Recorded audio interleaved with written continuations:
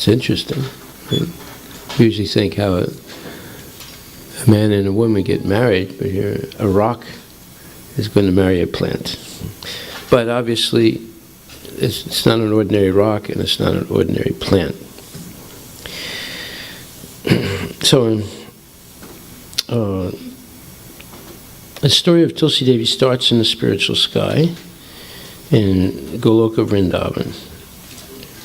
Tulsi was a Manjari, a young gopi who is younger than puberty. In other words, probably between 6, 7, 8, 9 years old.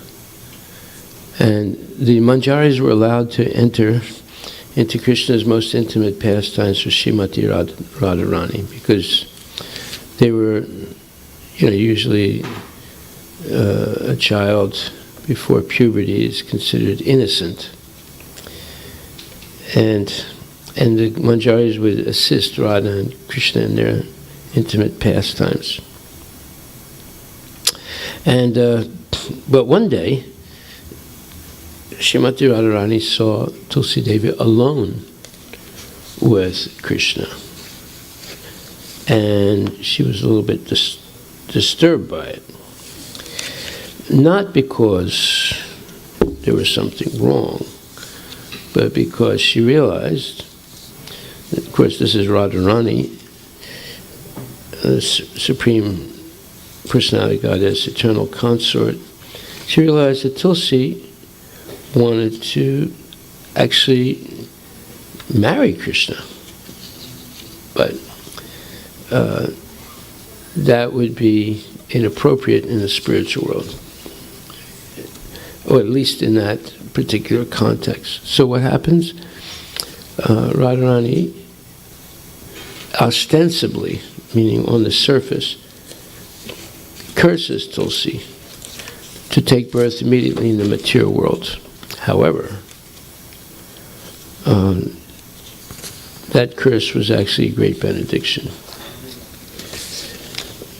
And therefore, it's very difficult, very easy to have a misconception of the Lord's intimate pastimes with his devotees, unless we hear the explanation from Vaishnava Acharyas.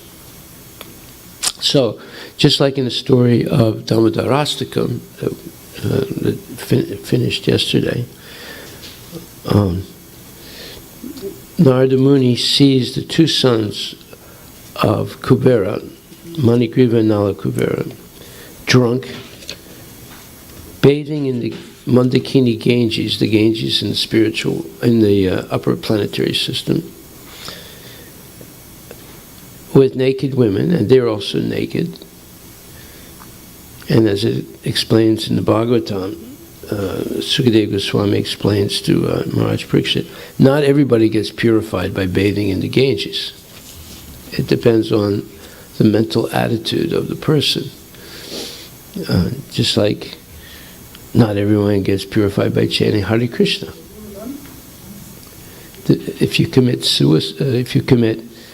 offenses against the holy name while chanting, the benefit is held back until one corrects their misconduct. So the sons of Kubera, of course, the women, the demigod women that were with the sons of Kubera bathing in the Ganges, they immediately felt shame, hid their nakedness, and were very respectful to Narada Muni. But the sons of Kubera, who were so drunk with intoxicating drink called Varuni, which is made from a type of honey, nectar, that they just stood there naked in front of Narada Muni, and that's extremely insulting. And so Narada Muni was disturbed that these boys can be so disrespectful, especially they're the exalted sons of, or they're the sons of Kubera, who's an exalted demigod, and they're also demigods. Demigods are generally pious and devotees of the Lord. But these boys had developed some bad habits, even in the Deva, and so forth.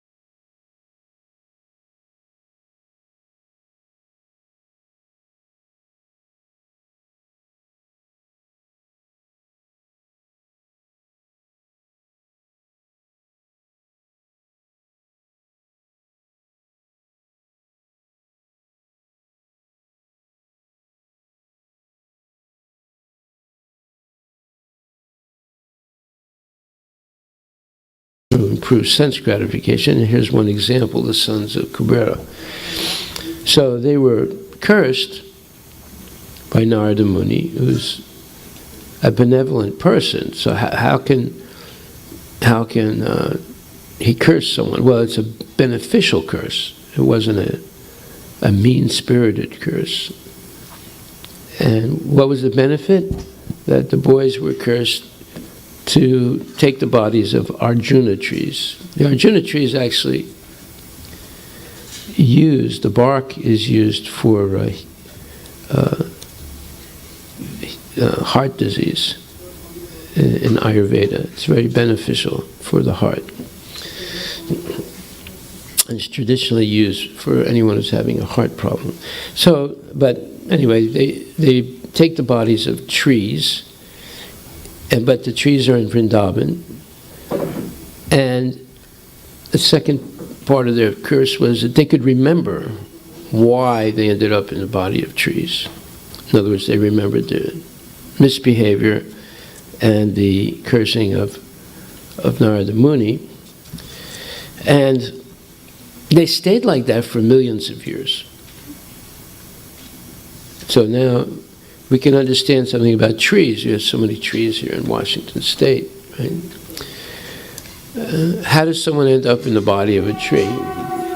Only because they're very lusty. Okay, we'll open the deities and then continue right after that.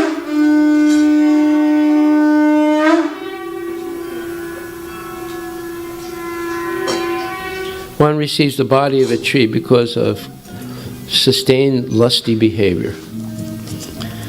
So we'll continue. Hare Krishna. Shri Radha Nilamadava Ki Jai.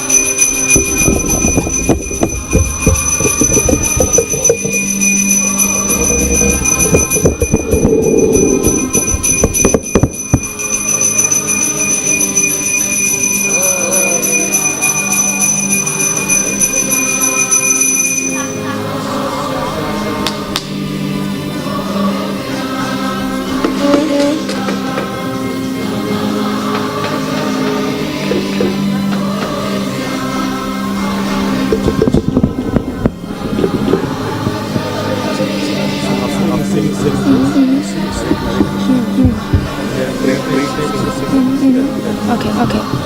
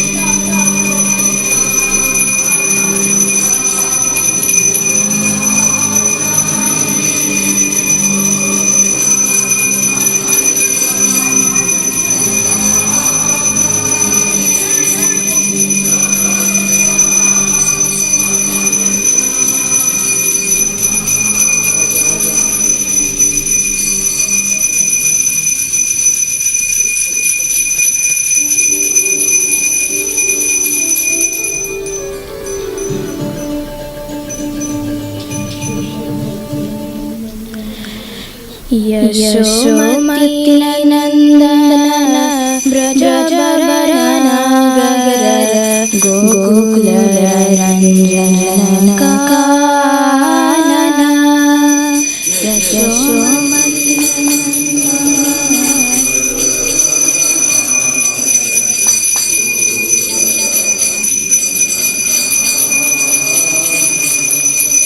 Yashomati Nandan ब्रजबरन Gokul Ranjan